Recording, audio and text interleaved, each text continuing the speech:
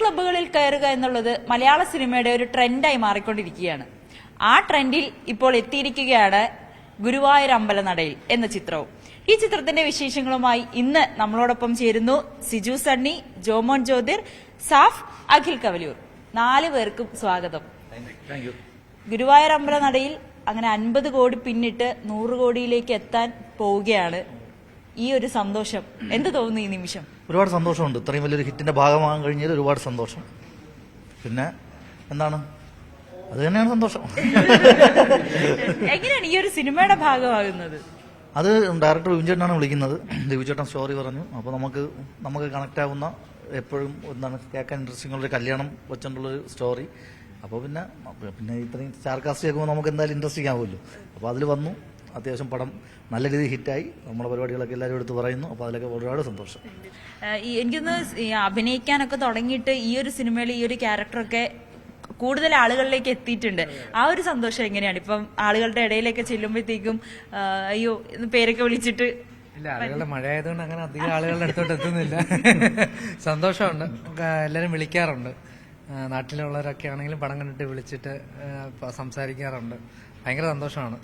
പിന്നെ ഇപ്പം പറഞ്ഞ പോലെ തന്നെ ഇപ്പം ഗുരുവായൂരമ്പലം അവിടെ കണ്ടിരുന്നു, നന്നായിട്ടുണ്ടെന്നൊക്കെ ഇപ്പം ഇങ്ങനെയൊക്കെ നിൽക്കുമ്പോൾ ആൾക്കാരൊന്ന് പറയും. സന്തോഷം. ഈ ഡോക്ടറിനെയാണ് എല്ലാവർക്കും അങ്ങ് ഇഷ്ടപ്പെട്ടു. ഒരു സൈക്കോ ഡോക്ടർ. എങ്ങനെയാണ് ഈ ഒരു ക്യാരക്ടറൊക്കെ കിട്ടിയപ്പോഴത്തേക്ക് ഇതിന് വേണ്ടിയിട്ടുള്ള ഒരു പ്രിപ്പറേഷനും ഒക്കെ റെഫറൻസും ഒക്കെ എടുത്തിട്ടുണ്ടായിരുന്നു? ഇല്ല, വിജയൻ എന്റെ അടുത്ത് പറഞ്ഞു നോർമലായിട്ട് ഉള്ള ഒരാളല്ല, അബ്നോർമലാണ്. നമുക്കത് ഊഹിക്കല്ലോ.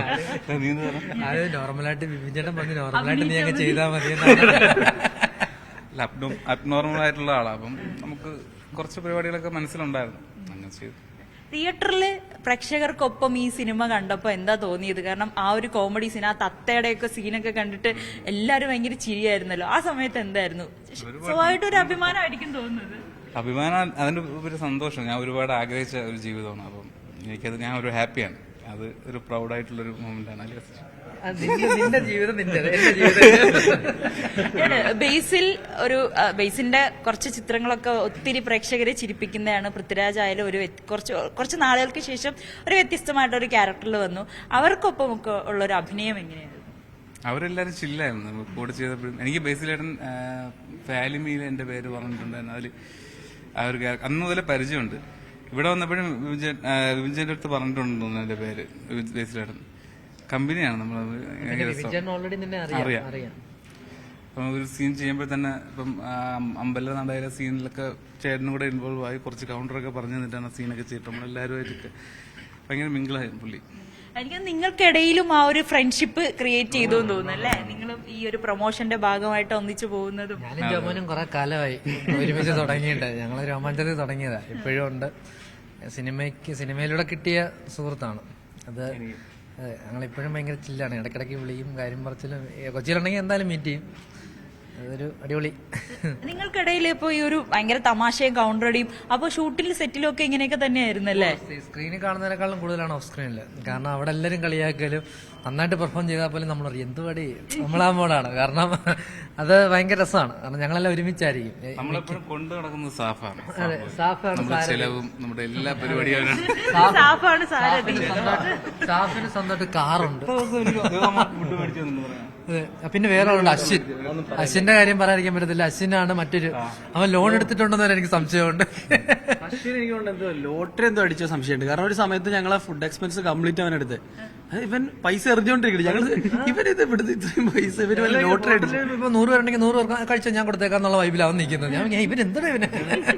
ഞങ്ങള് പേഴ്സൊക്കെ തപ്പും. ഇനി നമ്മുടെ പേഴ്സിൽ നിന്ന് തന്നെയാണ് അവൻ പൈസ എടുത്ത് കൊടുക്കണം. ലാവിഷായിട്ട് കൊടുക്കുകയാണ്. അപ്പൊ നമുക്ക് അങ്ങനെയൊക്കെ കുറെ. അശ്വിൻ വന്നിട്ടില്ല, അവൻ ദുബായിലാന്ന് തോന്നുന്നു. ദുബായിലാന്ന് വ്യാജേന കോഴിക്കോട്. എങ്ങനെയാണ് സാഫ് മിനി സ്ക്രീനിൽ നിന്ന് ബിഗ് സ്ക്രീനിലേക്ക് എത്തിയപ്പോൾ ഉള്ള ഒരു മാറ്റം എങ്ങനെയാണ് തോന്നുന്നത്? കുഞ്ഞ് മിനി, അതിന്നും ചെറുത് യൂട്യൂബ്.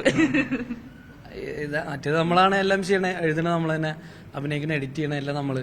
ഇത് ഈ പറഞ്ഞ പോലെ നമുക്ക് വലിയൊരു ക്രൂവിന്റെ കൂടെയാണ്. നമുക്ക് വേണ്ടി പൈസ സ്പെൻഡ് ചെയ്യാൻ വലിയൊരു പ്രൊഡക്ഷൻ ഉണ്ട്. അപ്പോൾ ഭയങ്കര ചേഞ്ച് അല്ലേ ഇത്. നമ്മള് മറ്റേത് പൈസ ചെലവൊന്നുമില്ലല്ലോ.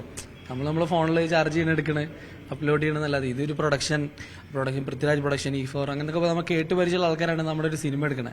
അപ്പൊ അതിന്റെ ഒരു പ്രഷർ ഉണ്ടായിരുന്നു. പിന്നെ ഈ പറഞ്ഞ പോലെ അവരൊക്കെ നമ്മളെ കാണുന്നതും ട്രീറ്റ് ചെയ്തതൊക്കെ ഭയങ്കര നമ്മളൊരു പിള്ളേരായിട്ട് നമ്മളെ പിള്ളേരാന്നൊക്കെയുള്ള രീതിയിൽ നമ്മളെ ട്രീറ്റ് ചെയ്തത്. അതുകൊണ്ട് ഭയങ്കര ഈസി ആയിരുന്നു. ഭയങ്കര ഒരു ഇത് ഫീൽ ചെയ്തില്ല, ഈസി ആയിരുന്നു. എങ്ങനെയാണ് ഈ സിനിമയിലേക്ക് എത്തുന്നത്? ഡയറക്ടർ തന്നെ വിളിക്കുമായിരുന്നു? നമ്മൾ 18+ ഞാൻ ചെയ്ത സമയത്ത് നമ്മളെ റൈറ്റർ ഉണ്ട് രവി ചേട്ടൻ. പുള്ളിയാണെങ്കിൽ വിപിൻ ചേട്ടൻ ചോദിച്ചിട്ടുണ്ട് ഇതിനെപ്പറ്റി നല്ലത് പറഞ്ഞിട്ടുണ്ടെന്ന് പറഞ്ഞത്. പിന്നെയാണ് എനിക്ക് വിപിൻ ചേട്ടൻ വിളിക്കുന്നത്. പുള്ളി പറഞ്ഞ ഇങ്ങനെ ഒരു ബേസിൽ അനിയൻ പരിപാടി ചെയ്യാനാണ്, അങ്ങനെയാണ് വിളിക്കുന്നത്. ബേസിലിനൊപ്പമുള്ള അഭിനയിച്ചുള്ളൊരു എക്സ്പീരിയൻസ് എല്ലാം എനിക്ക് പുള്ളിയുടെ കൂടെയുള്ള ഈ പറഞ്ഞ പോലെ സ്ക്രീൻ ഷെയർ ചെയ്തപ്പോഴൊക്കെ ഞാൻ പഠിക്കുകയാണ്. കാരണം പുള്ളി എത്ര ലൈറ്റായിട്ടാണ് ആക്ട് ചെയ്യണം നമ്മളെല്ലാവരും നോക്കി കണ്ടും പഠിക്കുകയാണ്. നമുക്കതൊക്കെ അതിൽ നിന്ന് കുറെ പഠിക്കാനുണ്ട്. നമ്മൾ ചില സമയത്ത് നമ്മൾ ഇടുന്ന എക്സ്പ്രഷൻസ്, മൈന്യൂട്ട് സാധനങ്ങളൊക്കെ നമുക്ക് പുള്ളിയുടെ അടുത്ത് കുറെ പഠിക്കാനുണ്ട്. അപ്പൊ ഞാൻ ഈ പടത്തിൽ കംപ്ലീറ്റ് പുള്ളീനെ ഒബ്സർവ് ചെയ്യുന്നത്, പുള്ളി എങ്ങനെയാണ് ഓരോ സാധനം ചെയ്യണത്. അപ്പൊ പഠിക്കാനാണ്, പുള്ളിയുടെ ആക്ടിങ് കുറെ പഠിക്കാനുണ്ട് നമുക്ക്. ഈ ബേസിൽ പൃഥ്വിരാജ് ഈ ഒരു കോമ്പിനേഷനൊക്കെ ആയിട്ട് ഒരുപാട് സീൻസ് ഒക്കെ ചെയ്തല്ലോ. എങ്ങനെയുണ്ടായിരുന്നു ആ ഒരു ഫസ്റ്റ് എടുത്ത ഷോട്ട്? ഏതായിരുന്നു ആ സമയത്തുള്ള ഒരു ടെൻഷനും എങ്ങനെയായിരുന്നു? ഫസ്റ്റ് ഞങ്ങളുടെ ഷോട്ട് എടുത്തത് അതാണ് ഞങ്ങൾക്ക് ഏറ്റവും ടെൻഷനായത്. കാരണം അത്രയും വലിയ പ്രൊഡക്ഷനും എല്ലാരും ഉണ്ട്. ആദ്യത്തെ ദിവസം ഞങ്ങൾ അഭിനയം കുളമായി കഴിഞ്ഞാൽ ഞങ്ങൾക്ക് പുറത്താക്കാനുള്ള ഒരു സാധ്യതകളുണ്ട്. ഫസ്റ്റ് അല്ലേ, അധികം ചെലവില്ലല്ലോ. ഇവരെ വെച്ച് കുറെ ഷൂട്ട് ചെയ്ത് കഴിഞ്ഞാൽ പുറത്താക്കാൻ പറ്റില്ലല്ലോ. അപ്പൊ ഓൾറെഡി ഫസ്റ്റ് നമ്മൾ വെച്ച് ട്രയൽ അടിച്ച് നമ്മൾ പാസ്സായി. പിന്നെ നമ്മൾ വെച്ച് ആദ്യത്തെ എനിക്ക് ഒരു ഷെഡ്യൂളിൽ 25 ദിവസം നമ്മൾ എല്ലാവരും ആയിരുന്നു. ഞാൻ ബേസിലായിട്ട് സിജുവിന്റെ സാധനം മാത്രം ജോമോന്റെയും എടുത്തോണ്ടിരുന്നത്. പിന്നെയാണ് അടുത്ത ഷെഡ്യൂളാണ് എനിക്ക് രാജുവേട്ടന്റെയും വെറുതെ എടുത്തത്. ഈ നമ്മൾ യൂട്യൂബിൽ ചെയ്യുമ്പോഴത്തേക്കും നിങ്ങൾ തന്നെ സ്വയം സ്ക്രിപ്റ്റ് എഴുതി ചെയ്യുന്ന ഒരു ഇതാണ്. പക്ഷെ ഇത് അങ്ങനെയല്ല, വേറൊരു സ്ക്രിപ്റ്റ് തരും. പ്രത്യേകിച്ച് നമുക്ക് കയ്യിൽ നിന്നിട്ടൊക്കെ ചെയ്യാനുള്ള ഒരു ഫ്രീഡം ഉണ്ടായിരുന്നോ? അതൊക്കെ ചെയ്യുന്നതിൽ പേടിയുണ്ടായിരുന്നോ? അതോ ഡയറക്ടർ പറയുന്നത് മാത്രം കേട്ട് അഭിനയിച്ചോ? ഇല്ല, പുതിയ ആൾക്കാരല്ലേ, നമുക്ക് അവരിത് കാണാൻ എപ്പോഴും സ്ക്രീനിൽ എങ്ങനെ വരിക എന്നുള്ള ഔട്ട്പുട്ട് വരുന്നതനുസരിച്ചാണ് അവരൊന്ന് പറഞ്ഞുതരിക. നമുക്ക് എക്സ്പീരിയൻസ് ആവണല്ലോ ഉള്ളൂ. ഇപ്പൊ ഈ പറഞ്ഞ ബേസിലേട്ടനാണെങ്കിലും രാജേട്ടനാണെങ്കിലും ഒക്കെ അവർക്ക് അറിയാം എന്താണ് ഇടേണ്ടത്. നമുക്ക് അങ്ങനെ ഒരു എക്സ്പീരിയൻസ് ആയിട്ടില്ലേ എനിക്ക്. ഇവരൊക്കെ പിന്നെ കുറച്ച് പടങ്ങളൊക്കെ അല്ല ഈ പറഞ്ഞ വലിയ രോമാഞ്ചമൊക്കെ ചെയ്ത ആൾക്കാർ. അപ്പൊ എനിക്ക് അറിയില്ല. അപ്പൊ ഞാൻ പുള്ളി പറഞ്ഞത് മാത്രമേ ചെയ്തിട്ടുള്ളൂ. വിനയം കൊണ്ട് ബിൽഡിംഗ് കുഴിച്ചവൻ താഴെ പോടായിരുന്നത്. രോമാഞ്ചമാണ് എനിക്ക് തോന്നുന്നത് ആൾക്കാർ കൂടുതൽ അറിഞ്ഞ ഒരു ക്യാരക്ടർ. അതിനുശേഷം വീണ്ടും ഒരു സിനിമ അതുപോലെ ആൾക്കാർ സ്വീകരിക്കുമ്പോൾ ആ ഒരു സന്തോഷം എങ്ങനെയാണ്? രണ്ടും ഹിറ്റ് പടങ്ങൾ, 2 ഹിറ്റ് പടങ്ങളുടെ തോഴൻ എന്നറിയപ്പെടാനാണ് എന്റെ ആഗ്രഹം.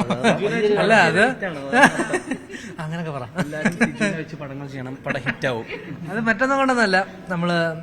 ഞാൻ രോമാഞ്ചത്തിന് ശേഷം കുറെ വെയിറ്റ് ചെയ്തിരുന്നു. കുറെ വെയിറ്റ് ചെയ്തെന്ന് വെച്ച് കഴിഞ്ഞാല് പല പടങ്ങളും വരുന്നത് തന്നെ സെയിം ക്യാരക്ടറാണ്. ഷർട്ട് ഇടാത്തത്, ഹാൻഡ്സ് അതേപോലത്തെ. അപ്പം ഞാൻ ഓൾറെഡി അതൊരെണ്ണം ചെയ്തതുകൊണ്ട് വീണ്ടും എനിക്ക് ചെയ്യാനെ കൊണ്ട് എനിക്ക് മനസ്സിലായിട്ട് എനിക്ക് അത്ര ഇതില്ലായിരുന്നു. അപ്പോഴാണ് എനിക്ക് ഗുരുവായൂരിലേക്ക് ഇത് വരുന്നത്. ഗുരുവായൂർ വിഞ്ചേട്ടൻ ആദ്യം വന്നത് രോമാഞ്ചമായിട്ട് ഒരു ബന്ധവും ഇല്ല. രോമാഞ്ചം നീ ഭയങ്കര ഇതാണെങ്കിൽ ഇത് ഭയങ്കര ഒരു കൂട്ടുകാരൻ ഇങ്ങനെ കല്യാണം മുടക്കാൻ നടക്കുന്ന ഒരു പരിപാടി. ഭയങ്കര ഓവറുമല്ല, ഒരു നോർമൽ മീറ്ററായിട്ട് പോകുന്ന പരിപാടിയാണ്. അങ്ങനെയാണ് ചെയ്തത്. പിന്നെ ഇത് മൊത്തത്തിൽ ലുക്ക് ആണെങ്കിലും ലുക്ക് വൈസ് ആണെങ്കിലും എല്ലാം മാറ്റം ഉണ്ടായിരുന്നു. നല്ല നൈസായിരുന്നു. പിന്നെ പറഞ്ഞല്ലേ പടം ഹിറ്റാകുക എന്ന് പറയുമ്പോൾ അത്രയും പേര് കാണുന്നതുകൊണ്ടാണല്ലോ പടം ഹിറ്റാകുന്നത്. അപ്പോൾ ആൾക്കാരൊക്കെ നമ്മളെ ശ്രദ്ധിക്കുന്നുണ്ട്. അതൊക്കെ ഭയങ്കര സന്തോഷം. ഈ ഒരു സിനിമയുടെ ലാസ്റ്റ് സീൻ ഷൂട്ട് ചെയ്യണം, അതായത് സിനിമയിൽ കാണുന്ന ലാസ്റ്റ് ആ കല്യാണത്തിന്റെ ക്ലൈമാക്സ് ഷൂട്ട് ചെയ്യാൻ നേരത്ത് അത് സെറ്റാണ്. ശരിക്കും നമ്മള് ഗുരുവായൂരിൽ പോയി ഷൂട്ട് ചെയ്തു എന്നാണ് വിചാരിച്ചത്. പക്ഷെ പിന്നീടാണ് അത് ഏലൂര് സെറ്റ് ഇട്ടതാന്നൊക്കെ അറിഞ്ഞത്. നിങ്ങൾ അവിടെ ചെന്നപ്പോൾ ഉള്ള എക്സ്പീരിയൻസ് എങ്ങനെയായിരുന്നു അത് കണ്ടപ്പോ? അവിടെ സെറ്റ് കാണുമ്പോൾ ഷൂട്ടിന് രാവിലെ ഓൾറെഡി നമ്മൾ 7 മണിക്ക് എത്തുമ്പോഴേ അവിടെ രാവിലെ പാട്ടിട്ടേക്കും. ഗുരുവായൂർ അമ്പലത്തിൽ ഇട്ടുന്ന പോലെ പാട്ടിട്ടേക്കും. പിന്നെ അതുപോലെ തന്നെ ആ സെറ്റിൽ വഴക്കൊല, തട്ടം, താലം ഇതെല്ലാം ഓൾറെഡി കാണും. അമ്പലത്തിന്റെ അതേ വൈബും തിരികെ എത്തിച്ച് വെച്ചാൽ അതേ ആംബിയൻസ് ആണ്. പിന്നെ ഈ അമ്പലത്തിൽ കല്യാണത്തിന് വരുന്ന കോസ്റ്റ്യൂമിലുള്ള ആർട്ടിസ്റ്റുകളുണ്ട്, ജൂനിയർ ആർട്ടിസ്റ്റുകളുണ്ട്. അപ്പോൾ എല്ലാവരും ആകുമ്പോൾ സെയിം ഒരു അമ്പലത്തിന്റെ വൈബ് തന്നെയാണ്. ബേസിൽ കല്യാണ ഡ്രസ്സിൽ, അനശ്വര കല്യാണ ഡ്രസ്സ്. അപ്പോൾ ഇതൊക്കെ ആകുമ്പോൾ സെയിം ഒരു നമുക്കങ്ങനെ ഒരു ഷൂട്ട് അല്ലെങ്കിൽ സെറ്റിന്റെ മുമ്പ് നിൽക്കണം എന്നുള്ളൊരു ഫീൽ വരില്ല. സെയിം അവിടെ അത്രയും ക്രൗഡിൻ്റെ നിൽക്കുമ്പോൾ ഉള്ള ഭയങ്കര വൈബായിരുന്നു, ഭയങ്കര പോസിറ്റീവ് എനർജി ആയിരുന്നു അവിടെ നിൽക്കാൻ വേണ്ടിയിട്ടല്ല. അപ്പോൾ ഒരു 21 അല്ലേ, ഒരു അറൗണ്ട് 24 ദിവസം നമ്മളവിടെ ക്ലൈമാക്സ് സീൻ ഷൂട്ടിനുണ്ടായിരുന്നു. അത്ര ദിവസം ഈ സെയിം കോസ്റ്റ്യൂം ഇട്ട് തന്നെയല്ലേ എല്ലാ ദിവസവും? 4 കാണും, 4 ജോഡി കാണും ഡ്രസ്സ്. അതൊക്കെ കോസ്റ്റ്യൂം ഡിപ്പാർട്ട്മെന്റ് അശ്വതി ചേച്ചിക്കും ആ ടീമിനുമാണ് ക്രെഡിറ്റ്സ് മൊത്തം. കാരണം ഇത്രയും പേര് അതായത് എനിക്ക് പോലെ തന്നെ എല്ലാവർക്കും ഒരു കോസ്റ്റ്യൂമിന് 4 ഡമ്മിയാണ്. ഇത് ഇന്നിട്ട് കഴിഞ്ഞ് കഴിഞ്ഞാൽ വേർക്കും. അത് അവര് വാഷ് ചെയ്ത് പിന്നെ അടുത്ത ദിവസം അടുത്തിടും. കീറിപ്പോയിട്ടുണ്ട്. ഈ അടി ആയതുകൊണ്ട്, ഫൈറ്റ് ആയതുകൊണ്ട് ഇതെല്ലാം കീറിയൊക്കെ പോയിട്ടുണ്ട്. അപ്പൊ അതിനനുസരിച്ച് അവരെല്ലാവരും ബാക്ക്ഗ്രൗണ്ടിൽ നിന്ന് ഭയങ്കരമായിട്ട് ക്രൂ പണിയെടുക്കുന്നുണ്ട്. കാരണം നമുക്കിത് കിട്ടാൽ മതി, പക്ഷെ ഇത് കഴുകുക, ഉണക്കുക, അത് കറക്റ്റായിട്ട് തരുന്നു. രണ്ടും ആർട്ടിസ്റ്റ് അല്ലല്ലോ. മെയിൻ ആർട്ടിസ്റ്റിൽ 17ഓളം പേര് മെയിൻ ആർട്ടിസ്റ്റിലുണ്ട്, ബാക്കി ജൂനിയേഴ്സ് ഉണ്ട്, പിന്നെ ബാക്കി സപ്പോർട്ടിംഗ് ആർട്ടിസ്റ്റ് അങ്ങനെ കുറെ പേരുണ്ട്. അപ്പൊ ഇത്രയും പേരെ കോസ്റ്റ്യൂം നോക്കണ്ടേ, കണ്ടിന്യൂറ്റി. 1500 ജൂനിയർ ആർട്ടിസ്റ്റുകൾ ഉണ്ടായിരുന്നു. അപ്പൊ അത്രയും വലിയ പരിപാടിയല്ലായിരുന്നു. അപ്പൊ നമുക്ക് സത്യം പറഞ്ഞാൽ എല്ലാവർക്കും എക്സൈറ്റ്മെന്റ് വരുന്നത് എങ്ങനെ ഇതിന്റെ ഇടയിൽ കൂടെ ഷൂട്ട് ചെയ്ത് അത് ബിബിൻ ചേട്ടനെ ടീമിനെ സമ്മതിക്കണം. ഇത്രയും ദിവസത്തെ ഷൂട്ട് കഴിഞ്ഞപ്പോൾ ഞാൻ വീട്ടിൽ ചെന്നപ്പോൾ ഭയങ്കര ഒറ്റയ്ക്കായ അവസ്ഥയാണ്. കാരണം 1500 പേരെ നടക്കുകയാണ് നമ്മൾ ഇത്രയും ദിവസം, ഇത്രയും ബഹളം നമ്മൾ എന്നും കേൾക്കുന്നതാണ്. വീട്ടിൽ ചെന്നപ്പോൾ ആരും ഇല്ല, മറ്റേ എല്ലാം ശൂന്യത. അപ്പം യോഗി ബാബു ഈ സിനിമയിൽ പ്രധാനപ്പെട്ട ഒരു ക്യാരക്ടറായിട്ട് എത്തുന്നുണ്ട്. അദ്ദേഹവുമായിട്ടുള്ളൊരു കോമ്പിനേഷൻ ഒപ്പം അഭിനയിച്ചപ്പോഴുള്ളൊരു എങ്ങനെയുണ്ടായിരുന്നു? ഭയങ്കര രസമാണ്. പിന്നെ നമ്മള് ക്രിക്കറ്റ് കളിച്ചു, നമ്മളെല്ലാവരും കൂടെ ക്രിക്കറ്റ് കളിക്കുമ്പോൾ പരിപാടിയൊക്കെ ഉണ്ടായിരുന്നു. ചില്ലാണ്. പുള്ളിയുടെ കൂടെ ഒരു 8 പേരുണ്ട് പുള്ളിയെ നോക്കാനായിട്ട്. അപ്പൊ നമ്മളവിടെ ഇടയ്ക്ക് പോയി സംസാരിക്കും. പുള്ളി ഗ്രീൻ ആപ്പിളും പരിപാടിയൊക്കെ നമുക്ക് തരും, കഴിക്കും. അങ്ങനെയൊക്കെയാണ്. ഓക്കെ, അപ്പൊ എന്തായാലും എല്ലാവിധ ആശംസകളും. ഇനിയും ഇതുപോലുള്ള നല്ല ചിത്രങ്ങളും കോടി ക്ലബ്ബുകളിൽ വീണ്ടും വീണ്ടും കയറട്ടെ നിങ്ങളുടെ എല്ലാവരുടെയും സിനിമകൾ. എല്ലാവിധ ആശംസകളും. Thank you so much.